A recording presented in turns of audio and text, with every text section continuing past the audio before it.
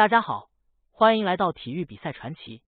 中国女排接应二传这个位置出现了太多充满灵性的优秀队员，为球迷奉献了众多精彩的比赛。接应二传作为中国女排快速多变战术的主要发起者和实施者，在历届中国女排的战术体系中都被赋予重要的意义。目前，女排20人在福建漳州已集训1周有余，蔡斌将通过此次集训来确定具体阵容。在入选的球员中，有2位另类球员存在，分别是郑义兴和陈佩妍。郑义兴是可以接一传的副攻，陈佩妍是国内少有的强力接应，两人也将在漳州集训中发动奇袭，挑战主力之争。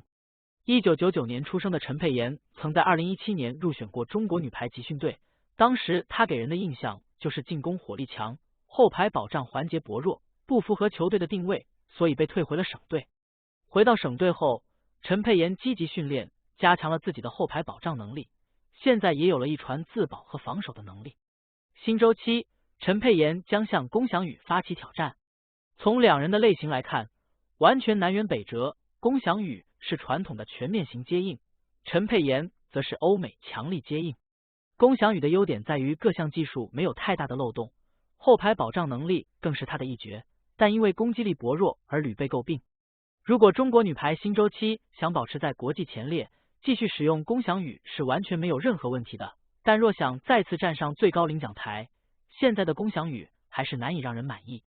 龚翔宇打主力的情况之下，球队很有可能会继续重蹈之前的覆辙，那就是国际比赛中没有2号位进攻，只能靠4号位来强攻，加上现在已经没有朱婷和张常宁，单靠李盈莹一人的火力还是很难摧城拔寨。所以作为国内少有的强力接应，陈佩妍迎来了最好的挑战机会。在建队初期，蔡斌肯定会在到底继续使用全面型接应和强力接应之间徘徊，也会在世联赛中尝试各种不同的搭配。陈佩妍要想在国家队中站稳脚跟，世联赛就是最佳的检验场。谈到强力接应，大家都会想到埃格努、博斯科维奇，若是中国女排拥有此类接应，就会大大减低4号位的依赖度。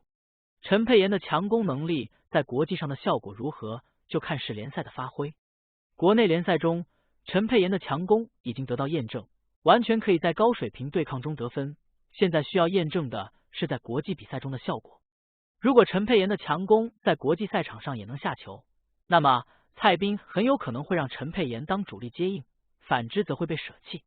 现在的陈佩妍已经一改往日扣球匀速、线路变化少的短板，他的挥臂速率已有大幅度提高，扣球威力也逐渐变大，面对双人拦网或3人拦网也能屡次突破。